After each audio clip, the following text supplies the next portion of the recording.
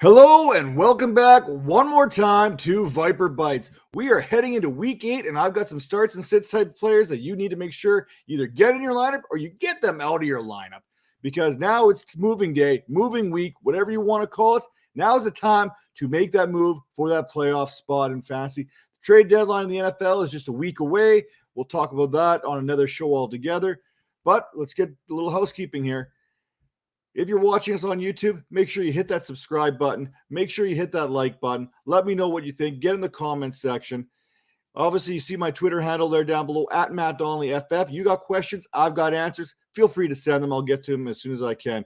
And if you're listening on Apple or Spotify, make sure you rate and review each and every show. I read those comments, and I appreciate your time that you take to fill out each and every single question, each and every comment.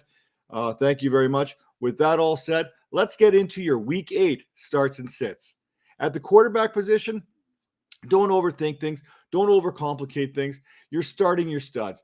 Your Josh Allen's, Justin Herbert, Dak Prescott, Matt Stafford, Tom Brady, Kyler Murray. They are firmly in your lineup. So here are 3 more players that you need to make sure are starting for you. Number 1, Kirk Cousins. Now, looking at Kirk Cousins' average, he's averaging about 21.08 fantasy points per game this season and comes into this week's contest against the Dallas Cowboys as the QB 13.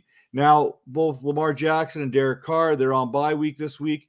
So Kirk Cousins has a good chance to be in the QB1 conversation throughout this week. The Cowboys are 28th in passing yards allowed, allowing 295 yards per game, and are giving up on average of 2 passing touchdowns per game. This one is sure to have some offensive fireworks and a beautiful lack of defense, which fantasy managers absolutely love each and every week. Now, start number 2 at the quarterback position is Carson Wentz. Why not? I said start him last week after he'd gone 3 straight games of multiple touchdowns. Well, guess what? He's now gone 4 straight weeks with multiple touchdowns. In doing so against the 49ers last week, he also ran in one for a score. So Wentz is doing with his arms. He's doing with his legs a little bit more. Last time Wentz and the Titans faced off was the only time in which Carson was held under 17 fantasy points this season. And he basically did that on 2 wonky ankles that I can confirm and about 100 other ailments that are unconfirmed at this point. Now, yes, the Titans did shut down Mahomes last week, but they had given up the 5th most fantasy points to quarterbacks prior to that. And you know what? It'd be kind of fun and really 2021 by saying that Carson Wentz is maybe a better quarterback than Patrick Mahomes. Okay, well, I won't go that far. Now, a quarterback who's been there and done that all season is Jalen Hurts. Again, they don't ask how, they ask how many, and Hurts has produced some fantastic and beautiful garbage time points. And he did it again. He worked that garbage time magic against the Raiders last week. When it's the 4th quarter, it's Hurts time.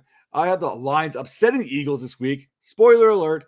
Which means Jalen Hurts is going to continue to do Hurts-type things, especially in the 4th quarter. In 7 games this season, Hurts ranked 2nd in fantasy points at the quarterback position with 174.74, and he's posted at least 20 fantasy points in each and every contest, finishing no lower than the QB 11 in any week. You are pretty much getting Jalen Hurts in that must-start each and every week category. Now, you have to sit Sam Darnold. Do you really want to start a quarterback who has a history of seeing ghosts on the field on Halloween? I think not. Now, last week, Darnold was 16 of 25 for 111 yards passing, had an interception, and he was benched in favor of P.J. Walker. That should pretty much end this conversation. But wait, I'm going to keep piling on. Last 3 weeks for Darnold have not been good. He's been the QB 29, QB 15, QB 24, and his passing totals over those 3 weeks, 177, 207 yards, 111 yards. And I say that respectively? No, starting Sam Darnold this week. Another quarterback that I'm tempering expectations on, who I'm sitting, is Matt Ryan. Yes, I know this Falcons offense is getting back on track. Yes, the Panthers team is struggling right now. Yes, this is a division matchup. And I'm already sitting Sam Darnold in this. I want to sit Matt Ryan in this one as well.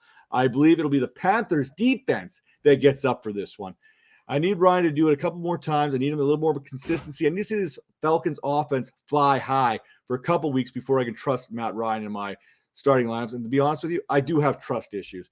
That all said, I am looking forward to the Old Spice matchup. A little bit of pits, a little bit of chin this week. At the running back position, must start this week, J.D. McKissic. He's been making fantasy owners of Antonio Gibson just McKissic their butts. You know what I'm saying? Now, the Broncos have allowed the 13th most fantasy points to opposing running backs. They just got absolutely gashed by the Cleveland Browns and Ernest Johnson last week. Now, McKissic has 25 receptions to go along with 34 targets, 249 yards in the receiving game, with an additional 122 yards rushing this year. Antonio Gibson's still a little banged up. McKissic outsnapped him last week, so you definitely want to get McKissic in your flex at the very worst. I think you get him as an RB2 this week against the Broncos. Now, another start, James Conner. I mean, the Cardinals face the Packers on Thursday Night Football with pretty much everyone on the Packers sideline with COVID or going through COVID protocol right now. And that includes Packers defensive coordinator Joe Barry. Now, he is the one who tested positive. It kind of spurred this whole thing. We've now heard Devontae Adams. We've now Alan Lazard and many other Packers here are kind of going through it right now. Now, the Cardinals offense versus a Packers defense on a short week. Give me the advantage to the Cardinals and to James Conner, who has 18 carries inside the red zone so far through 7 games. I don't think there's going to be an ample opportunity for the Packers to practice that defense, especially with Joe Barry not there. It's going to make things interesting. So advantage, James Conner, Cardinals, start James Conner. Another start, another backup running back. Why are you going to backup? You're starting Joe Mixon. You're starting James Robinson. We're not going to get into those guys. What I'm going to get into is a guy who can help you in your flex spot, and that is Patriots running back, Brandon Bolden. Yes, I said that. Now, he was one of my main waiver wire targets heading into this week, and you could start him against the Chargers as the Patriots will likely be playing catch-up, and Bolden is the primary pass-catching back for the New England Patriots. Now, Bolden caught 6 passes for 79 yards last week and had a touchdown against the Jets. And let's be honest, the Chargers have given up the 3rd most fantasy points to running backs this season. Book Brandon Bolden into that flex spot. Now, with every player you have to start, you have to sit someone, and Myles Gaskin, you are sitting for me this week. The Bills have allowed the fewest fantasy points to opposing running backs, and the last time Gaskins ran up against the Bills, he posted a modest 4 receptions for 46 yards. Here's a secret. Gaskin, he isn't Derrick Henry. Derrick Henry's the only one who's ever done anything against the Bills this year in the run game. You're sitting Myles Gaskin. Plain and simple. Now, to be a little bit of a contrarian here, my other sit is Leonard Fournette. And it's not because I don't like Leonard Fournette. It's because I believe in what the Saints defense is doing. A defense that has allowed the 3rd fewest rushing yards this season. They're only allowing 80.8 per game. And now it's probably because, well, their offense hasn't been very good. Jameis Winston isn't throwing the ball. They are basically feeling I don't know how you say this, but I think the defense is taking it upon their shoulders to try and carry this team. We know DeMario Davis. We know Cameron Jordan. They are playing some inspired ball. They get Marcus Davenport back this week, likely back. I shouldn't say he's back all the way, but he is off the IR, so expect him to come in. It's hard to bet against Uncle Lenny and the Bucs offense, but a divisional showdown, I expect the Saints to get up for this one as well. Now, honorable mention, Najee Harris almost made it to the sit here based on the Browns' 2nd-ranked rushing defense. But I really believe Najee Harris has standalone value in the passing game, which is going to help him avoid being a sit this week. At the wide receiver position, start Laviska Shenault. Shenault has been targeted at least 7 times in 4 of 6 games this season, including 10 times the last time that the Jaguars took the field. Shenault ranks second amongst Jaguars pass catchers in targets with 41. He's got 26 receptions and 306 receiving yards. And this week, he faces the Seahawks secondary that hasn't been good and has been giving up passing yards all season. Start Laviska Shenault. Another start, Indianapolis Colts wide receiver, Michael Pittman. Call him Michael the Hitman Pittman, whatever you want to go. Carson Wentz has found his main man. Against San Francisco last week, 4 catches, 105 yards, posted 20.5 fantasy points. He was a wide receiver 8. The Titans allow points in bunches to the wide receiver position. They have given up 48.03 per game and also allowing the most yards per game at 226 to wide receivers. You're firing up Michael Pittman. Forget everything about Kansas City the week before. Forget about that dud that Tyreek Hill had. You're firing up Michael Pittman. Now, another start is Emmanuel Sanders. Hey, I've said Emmanuel Sanders, Hunter Renfrow are must-start flex plays each and every week, and I'll continue to say this until someone pays attention to me, mostly because I have attention-seeking behaviors, and that's what I do best. Now, in 3 of his last 4 games, he has 75 yards or more, and this week he gets the Dolphins, a Dolphins team that I should add that is giving up 414.9 total yards per game. That's not good. Thanks for asking. Now, Sanders is the wide receiver 28 on the season. He's got 90 fantasy points. He's averaging 15 per game. It would not surprise me in the least to see Sanders as a top 15 wide receiver this week for fantasy. Now, I'm starting Sanders in this game. That means I want to sit Jalen Waddle. Listen, it doesn't matter who you are or what you've done. I am fading any receiver that faces the Bills and the secondary.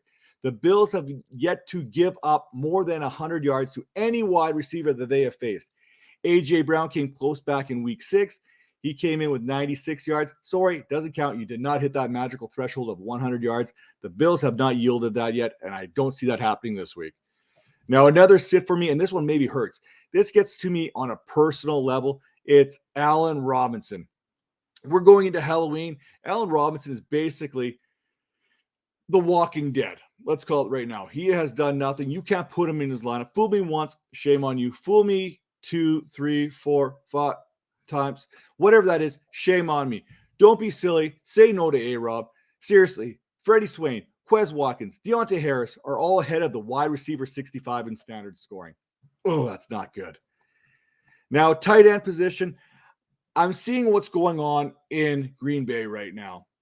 We know that Davante Adams is likely to miss. We know that Alan Lazard is likely to miss the Thursday night matchup due to COVID. That means Aaron Rodgers has to throw the ball to someone. Valdez-Scantling, he's still hurt. We haven't seen him get right back into it yet. That means Robert Tonyan and Aaron Jones, they're going to have to step up. So you know what? I know a lot of people are saying sit Robert Tonyan. I'm going to say start Robert Tonyan. I mean, it's basically Jones and him all week. Good news is Tonyan did hit pay dirt last week. He had 63 yards, which was great because, you know what, he's basically a no-show the rest of the season. I don't know if he had more than 10 yards in at least 4 of those contests leading up to last week's outburst in production, whatever you want to call it. Now, another star of the tight end position for me is Hunter Henry.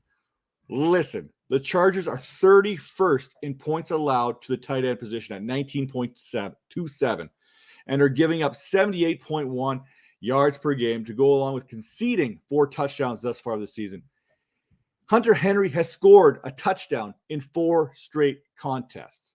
Now, he's not getting the volume, but he's getting those looks in the red zone, in the end zone, whatever zone you want to call it. That's good enough for me. Start Hunter Henry. Another star of the tight end position, Mike Gesicki. Yes, I know we're going against the Bills. We've already decided we're shutting down Myles Gaskin. We've already decided we're shutting down Jalen Waddle. Someone's got to benefit from all this shutdown going on here. Why not Mike Gesicki? Now, we know this matchup is tough on paper. We know the Bills are tough against the run. We know they haven't given up a 100-yard receiver yet this season. But you know what? Someone's going to have an opportunity to make some points. We're talking PPR here. Give Mike Gesicki a chance. I believe in him. He's been playing some inspired ball as of late. Speaking of players who have played inspired or uninspired ball, you have to sit Evan Ingram. If Ingram can't produce with Sterling Shepard, Kadarius Toney, Kenny Galladay, Darius Slayton out of the lineup, what is he going to do when they come back in the lineup? I don't care how good this matchup is against the Chiefs, how it looks on paper. I am not touching Evan Ingram, and neither should you. You have to be incredibly desperate. There's better options out there right now.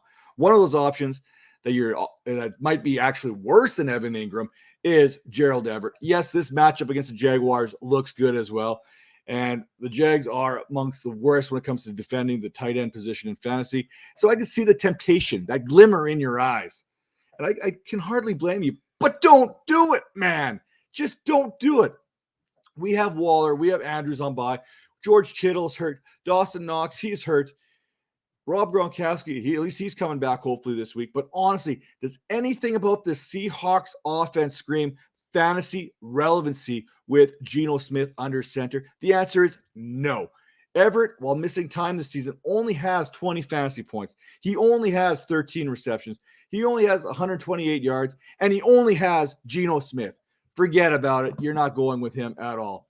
With that all said, those are the starts and sits questions. Make sure to hit me up on Twitter at Matt Donnelly FF. Make sure to get in the comments here on the YouTube. I'll answer each and every question.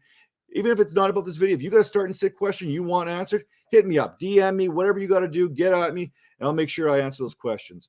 Now, make sure you're tuning in 10 p.m. Eastern every Tuesday, catching the Vipercast. Myself and Major, Tara, Calvin Shoemake, we are coming at you strong, previewing each week, giving you some bold predictions, giving you some waiver wire advice, and also talking little starts and sits along the way. That said, we'll see you next time. Take care.